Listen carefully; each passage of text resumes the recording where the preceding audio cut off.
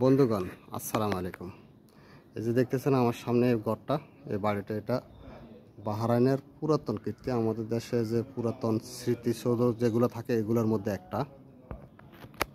এটা সরকার এখন অ্যাকোয়ার করে রাখছে। এই যে বাড়িটা দেখতেছেন, এই বাড়িটার যে দেওয়ালগুলো দেখা যাইতেছে, দেওয়ালটা, এটার বৈশিষ্ট্য, দেওয়াল এটা আপনার নিচে এরকম 2.5 হাত, উপরে যায় 2 হাত।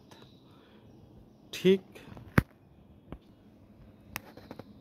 এর চাইতে বেশ কম কোনো কিছু নাই, মানে দেওয়ালের ক্ষেত্রে। এই বাড়িটার বয়স মিনিমাম 170 থেকে 80 বছর। আবারও বলি, এই বাড়িটার বয়স মিনিমাম 170 থেকে 80 বছর আগের পুরাতন বাড়ি। এগুলোর বলে পাথরের বাড়ি। আগের যে পুরাতন বাহরাইনের যারা আরবিরা ছিল তাদের ঘর ছিল এমন, খুবই মোটা, খুবই মোটা দেওয়াল। এটারে সরকার মোটিভেট করছে।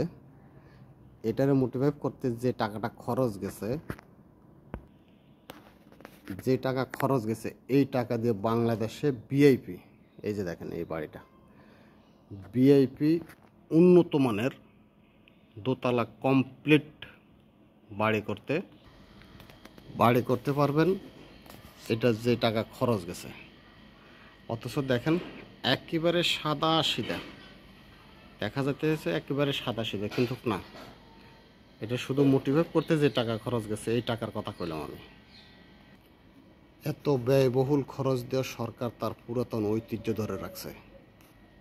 এই ভিডিওটার উদ্দেশ্য যে এই সরকার তার পুরাতন কীর্তি ঐতিহ্য ধরে রাখার লাগে কত ব্যয়বহুল করেও তারপরে ধরে রাখছে। এটা হলো ভিডিওটার মূল উদ্দেশ্য। আল্লাহ হাফেজ, আসসালামু আলাইকুম ওয়া রাহমাতুল্লাহ।